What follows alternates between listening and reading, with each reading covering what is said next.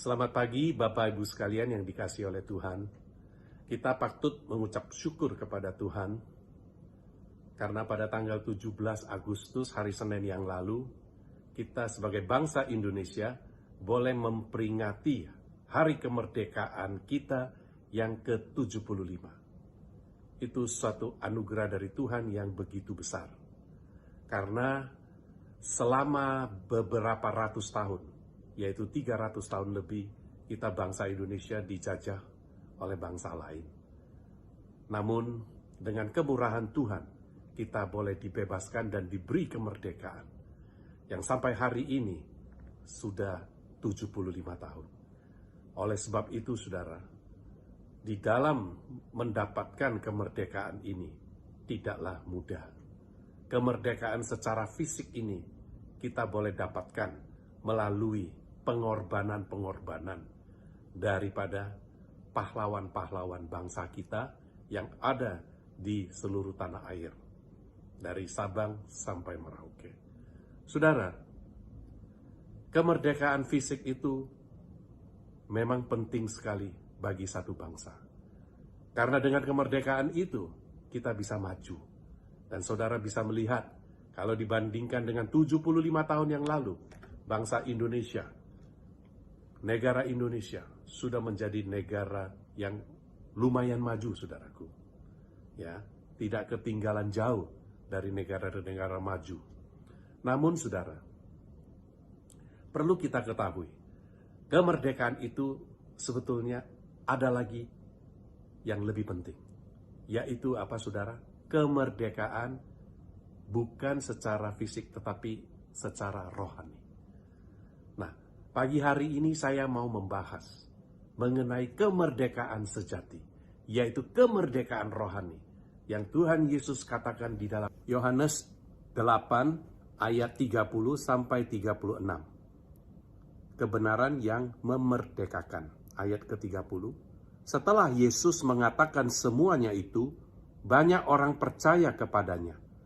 Maka katanya kepada orang-orang Yahudi yang percaya kepadanya, jikalau kamu tetap dalam firman-Ku, kamu benar-benar adalah murid-Ku. Dan kamu akan mengetahui kebenaran. Dan kebenaran itu akan memerdekakan kamu. Jawab mereka, kami adalah keturunan Abraham dan tidak pernah menjadi hamba siapapun. Bagaimana engkau dapat berkata, kamu akan merdeka? Ayat ke-34, kata Yesus kepada mereka, aku berkata kepadamu, sesungguhnya setiap orang yang berbuat dosa adalah hamba dosa. Dan hamba tidak tetap tinggal dalam rumah, tetapi anak tetap tinggal dalam rumah. Jadi, apabila anak itu memerdekakan kamu, kamu pun benar-benar merdeka. Amin. Saudara, di sini kita melihat bahwa seseorang dikatakan bisa merdeka secara rohani hanya kalau anak itu, yaitu Tuhan Yesus, yang memerdekakan dia. Dan orang yang dimerdekakan itu adalah menjadi muridnya. Nah, kalau orang itu tidak dimerdekakan, maka dia akan menjadi hamba dosa. Tadi saya katakan bahwa suatu kemerdekaan dari bangsa kita adalah suatu pengorbanan yang besar dari para pahlawan. Jadi, sesuatu yang kita raih itu memerlukan pengorbanan. Karena kemerdekaan itu mahal sekali harganya, saudaraku. Oleh sebab itu, kemerdekaan secara rohani pun juga itu ada pengorbanan. Yaitu pengorbanan siapa? Yaitu Tuhan Yesus sendiri. Dia berkorban untuk menebus kita dari dosa. Yang seharusnya adalah kita yang menanggung dosa itu. Tetapi Tuhan Yesus menebusnya. Tuhan Yesus mati di kayu salib untuk dosa saudara dan saya, supaya kita boleh ditebus dan kita boleh memperoleh hidup yang kekal. Nah, inilah kemerdekaan rohani yang luar biasa. Seseorang yang hidup di dalam dosa, ya, sebelum mendapat kemerdekaan daripada kebenaran itu, yaitu Tuhan Yesus, tidak mungkin dia bisa keluar daripada cengkeraman hukum dosa itu. Saya ambil satu contoh. Saya dulu adalah seorang perokok. Saya merasa merokok itu satu kebebasan. Apalagi di dalam Alkitab tidak mengatakan jangan merokok. Saya merasa itu saya bebas, boleh merokok. Tetapi sesungguhnya itu adalah satu keterikatan. Padahal waktu itu saya sudah mulai pergi-pergi ke gereja. Nah, ceritanya waktu satu hari saya di Surabaya dalam perjalanan bisnis. Di pagi hari di satu restoran hotel. Nah, saya makan bersama dengan seorang teman. Selesai makan, saya merokok biasalah, seperti orang merokok suka sekali kalau sudah selesai makan suka merokok. Nah, pada saat itu dia nyelutuk. Dia bertanya, "Pak Kosen bukannya Kristen katanya?" Saya bilang, "Iya, ha. Minggu ke gereja." "Iya, ha." Lah, kalau sudah minggu ke gereja orang Kristen kok masih merokok? Loh, kenapa? Lah, kan orang Kristen itu ada Roh Kudus di dalam hidupnya, di dalam dirinya. "Oh ya?" "Iya." Dia bilang begitu. Roh Kudus ada di dalammu. Nah, kalau Pak Kosen merokok, itu artinya apa? Rokoknya itu baunya masuk ke dalam tubuh. Nah, Roh Kudusnya itu tidak tahan, keluar. Nah, kalau Roh Kudusnya keluar, maka kehidupan Pak Kosen akan berubah. Artinya apa? Ya, tidak mempunyai kekuatan. Jadi apa artinya, saudara? Roh Kudusnya bisa keluar, bisa masuk. Secara teologi itu tidak benar. Tetapi, saudara, Tuhan melalui rohnya yang kudus memberitahukan kepada saya, menyadarkan saya, "Hei, engkau salah." Lalu saya ketegur dengan perkataan seperti itu. Akhirnya malam waktu saya pulang ke kamar, saya waktu mau tidur, saya berdoa kepada Tuhan. "Tuhan, seperti yang tadi teman saya katakan, bahwa tubuh ini adalah bait Allah, bait Engkau. Engkau ada di dalamku. Kalau saya merokok, Engkau akan tertekan di dalam, merana, sehingga Engkau keluar. Sehingga Engkau tidak bersama dengan saya. Makanya saya senantiasa tidak mempunyai damai. Karena Engkau tidak bersama-sama denganku." Oleh sebab itu saya berdoa, "Tuhan, saya mau bertobat. Berikanlah saya keinginan untuk tidak merokok." Heran, benar saudara, terjadi. Besok pagi, orang yang kalau merokok ke toilet itu suka sekali merokok. Ternyata hari itu saya bisa ke toilet tidak merokok. Dan saya tahu Tuhan mendengarkan doa saya. Benar, keinginan untuk tidak merokok itu Tuhan kabulkan. Saudara, apa yang kalau kita doakan seturut dengan firman Tuhan, biasanya Tuhan jawab. Biasanya terjadi. Karena doa kita seturut dengan kehendaknya. Ya. Nah, begitu pagi hari, saya tahu itu saya sudah menang. Saya turun lagi, ketemu lagi teman saya katakan kepada dia, "Kali ini saya sudah tidak merokok." Dan sejak saat itu sampai sekarang, sudah puluhan tahun sudah saya tidak merokok lagi. Padahal sejak waktu anak saya kecil pun, anak saya kalau pergi ke supermarket sampai ingat untuk membeli rokok. Kepada mamanya diingatkan, "Ini rokok papa, jangan lupa ya ma beli." Coba saudara pikirkan. Jadi walaupun ya merasa dirinya bebas, sebenarnya itu keterikatan. Sama kalau bicara seperti engkau berjudi, sama juga. You merasa you bebas boleh berjudi. Sesungguhnya engkau tidak bebas. Sesungguhnya engkau terikat. Ya, engkau narkoba. Engkau merasa engkau bebas. Dengan narkoba engkau merasa, saya bisa begitu senang. Sesungguhnya enggak. Sesungguhnya engkau terikat. Sama juga dengan pornografi. Engkau merasa saya bebas, saya bisa menikmati pornografi. Sesungguhnya engkau terikat, bukan bebas. Bukan merdeka. Jadi apa itu merdeka sesungguhnya? Kalau anak, yaitu Tuhan Yesus yang memerdekakan kita. Itu satu anugerah yang luar biasa, saudara. Dan itu bernilai kekal, bukan fisik. Ya, karena setiap manusia pasti akan mati. Namun, bicara secara rohani, rohnya kita kekal. Oleh sebab itu, kita lebih mementingkan kemerdekaan rohani. Dan yang hanya memberikan kepada kita, yaitu Tuhan Yesus. Karena dia katakan, the truth will set you free. Kebenaran itu, yaitu diri dia sendiri, yang memerdekakan engkau. Dan itu sudah Tuhan nyatakan di kayu salib, sebagai substitute death, yang sesungguhnya menggantikan kematian kita, adalah dirinya di kayu salib, yang harusnya kita yang disalib. Karena upah dosa adalah maut. Namun karena kasih Allah begitu besar, sehingga dia menyelamatkan kita, memberikan kepada kita hidup yang kekal. Bagi siapa? Bagi yang mau percaya kepada dia. Saudaraku, pagi hari ini bukanlah kebetulan kalau saudara mendengarkan firman Tuhan. Firman Tuhan itu mengandung janji. Dan firman Tuhan itu mengandung satu kekuatan. Memberikan engkau jalan keluar. Memberikan engkau iman. Memberikan engkau pengharapan. Yang engkau butuhkan adalah apa? Taat. Ikutin dia. Dan kalau kita tidak mempunyai kemerdekaan secara rohani, saudara ingat, saudara pasti hidupnya di dalam ketakutan. Contohnya siapa? Adam. Adam diciptakan oleh Tuhan. Pertama kali, dia itu bisa berbuat dosa, bisa tidak berbuat dosa. Namun apa yang terjadi saudara tahu, ya, bahwa Adam jatuh di dalam dosa karena memakan buah yang Tuhan sudah larang.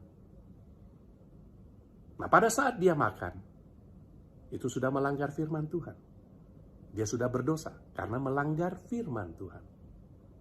Apa yang terjadi, saudara? Pada suatu saat di sore hari, Allah berjalan di Taman Eden tersebut. Dan Adam mendengar suaranya. Lalu keduanya bersembunyi. Kenapa, saudara? Takut. Saudara, pada saat engkau berdosa, pada saat engkau menjadi hamba dosa, yang persis seperti tadi yang kita baca di dalam Yohanes 8, itu dikatakan apa?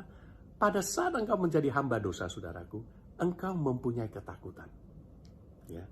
Engkau mempunyai ketakutan. Padahal saudara, padahal Tuhan tidak pernah memberikan kepada kita roh ketakutan. Ya. Tidak pernah Tuhan memberikan kepada kita roh ketakutan. Ya, Tuhan selalu memberikan kepada kita apa? Roh yang membangkitkan. Di 2 Timotius 1 ayat yang ke-7. Sebab Allah memberikan kepada kita bukan roh ketakutan, melainkan roh yang membangkitkan kekuatan, kasih, dan ketertiban. Jadi saudara, kalau kita mengikuti, kalau kita percaya bahwa dosa kita sudah diampuni oleh Tuhan, kita akan menjadi ciptaan yang baru, saudara. Yang lama sudah berlalu. Hidup-hidup kita yang lama, yang di dalam dosa, yang dikuasai oleh dosa, yang hidup di dalam ketakutan, itu semua berlalu. Kita menjadi apa? Ciptaan yang baru. Dan yang baru sudah datang. Itu dikatakan apa? Di 2 Korintus 5 ayat yang ke-17. Jadi, siapa yang ada di dalam Kristus, ia adalah ciptaan baru. Yang lama sudah berlalu, sesungguhnya yang baru sudah datang. Coba saudara bayangkan. Excited saudara. Karena apa? Sesuatu yang baru sudah datang. Masakan saudara masih mau yang lama? Saya percaya. Ada yang baru. Pasti saudara mau. Dan saudara begitu excited. Yang baru itu bisa membebaskan saudara dari hukum dosa. Ya, dari hamba dosa. Ya, saudara benar-benar bisa merdeka. Oleh sebab itu, pagi hari ini kita ambil kesempatan ini. Ya, kita jangan tinggalkan. Kita jangan tinggalkan. Ya, kita mau datang kepada Tuhan. Nah, saudara tahu bahwa Rasul Paulus itu adalah rasul besar. Ya. Dan apa yang dia katakan? Dia seorang rasul. Dia katakan apa, saudara? Di dalam Roma ayat yang ke-7, ya, dia katakan begini. Ini heran sekali, saudara. Ya, saya juga mengalami seperti ini, ya, saudara. Sebab, ayat yang ke-19. Sebab bukan apa yang aku kehendaki, yaitu yang baik yang aku perbuat, melainkan apa yang tidak aku kehendaki, yaitu yang jahat yang aku perbuat. Aneh ya, saudara ya. Kita udah tahu itu tidak baik, kita perbuat. Kita tahu itu baik, tapi kita tidak buat. Kenapa ya bisa begitu? Saudara melihat, itu kuasa dosa itu begitu besar. Jadi saudara jangan main-main. Benar-benar saudara. Ya. Kalau saya baca sampai di situ, waduh, ini benar-benar tidak ada way out. Kenapa? Rasul Paulus juga seperti begitu. Apa yang dia tahu itu baik, dia tidak lakukan. Tetapi yang tidak baik, justru itu yang dia lakukan. Nah, saudara, untung, bersyukur di ayat ke-28. Dia katakan ini. Dia sampai bilang begini, saudara. Rasul Paulus bilang, aku, ya, manusia cilaka. Siapa yang akan melepaskan aku dari tubuh maut ini? Ini tubuh kita ini benar-benar, saudara, membuat kita itu apa? Kadang-kadang kita kewalahan. Karena apa? Tubuh maut ini bisa menarik kita. Ya, yang tidak bagus kita lakukan, yang baik kita tidak mau lakukan. Jadi saudara, hati-hati. Ayat ke-25 dikatakan, nah ini kuncinya. Dia bilang apa? Syukur. Syukur apa? Kepada Allah. Oleh apa, Tuhan? Oleh Yesus Kristus Tuhan kita. Syukur kepada Allah. Oleh siapa? Oleh Yesus Kristus Tuhan kita. Untung ada Yesus Kristus Tuhan kita. Sehingga kita bisa mengatasi hal-hal seperti ini. Saudara, saya percaya saudara juga pernah mengalami seperti yang Paulus. Hal-hal yang baik saudara tidak lakukan.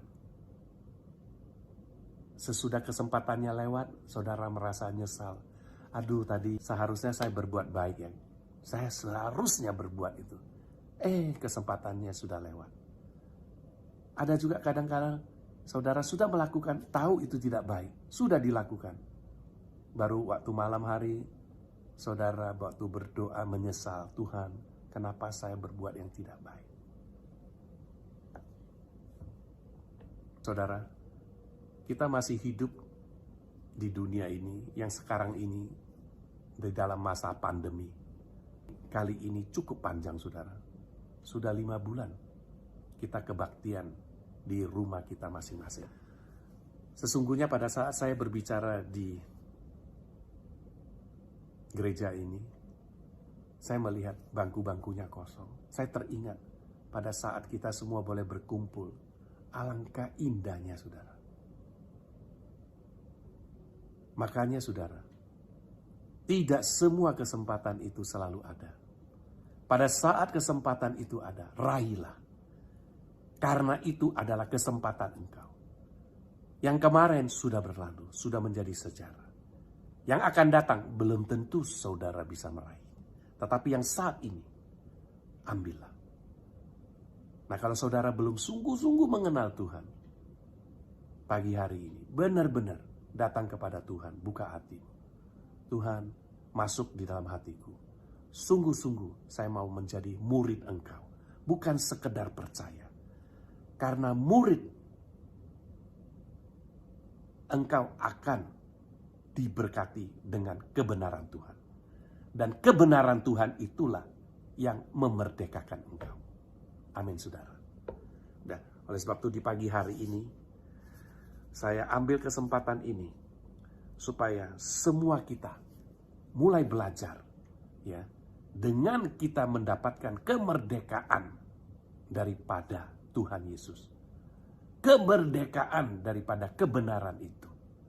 Saudara akan memiliki satu integritas. Apa itu? integritas adalah hidup di luar maupun di dalam adalah sama.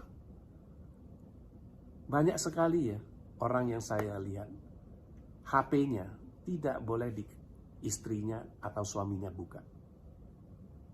Saya nggak tahu bagaimana dengan saudara. Jadi ada sesuatu yang dia simpen. Nah, coba saudara pikir, berarti in and out tidak sama. Tidak ada integritas. Hidupnya selalu bertopeng, saudara. Memakai topeng. Ketemu A pakai topeng A, ketemu B pakai topeng B. Tapi yang konyolnya pada saat ketemu A, bukan topeng A yang dipakai, topeng B yang dipakai. Nah, kacau, kelihatan, ketahuan. Aneh, saudara. Hidup itu capek kalau seperti itu. Capek sekali, saudara. Nah, pagi hari ini saya ajak saudara untuk hidup terbuka. Keterbukaan itu adalah awal dari pemulihan kepada Tuhan dan juga kepada sesama manusia. Bukankah satu kenikmatan hidup ini kalau saudara terbuka? Ya, HP saudara terbuka, seperti saya, ada anak, ada cucu, ada istri. Waduh, kalau mereka datang bermain, HP saya, HP istri saya, semua dipakai. Coba kalau banyak yang sesuatu yang harus dirahasiakan. Kacau itu, saudara. Oleh sebab itu saya himbau saudara, supaya saudara hidupnya terbuka.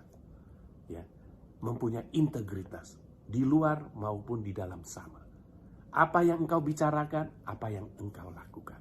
Apa yang engkau katakan, itu menjadi hidupmu. Nah, itu hanya bisa kita dapatkan kalau kita menjadi murid Kristus, murid Tuhan Yesus yang selalu bergantung ya kepada kebenaran firman Tuhan.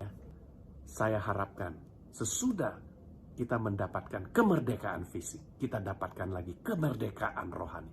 Dan kemerdekaan rohani ini adalah kemerdekaan yang paling penting. Karena apa?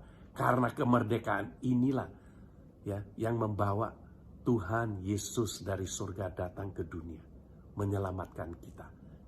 Karena dia begitu mengasihi saudara dan saya. Dia menyelamatkan kita, dia mati di kayu salib, supaya saudara dan saya bisa memperoleh hidup yang kekal, bisa kembali lagi ke surga bersama-sama dia. Mari buka hatimu dan kita terima berkat Tuhan yang sekarang ini sedang menunggu di pintu hatimu. Mari kita berdoa.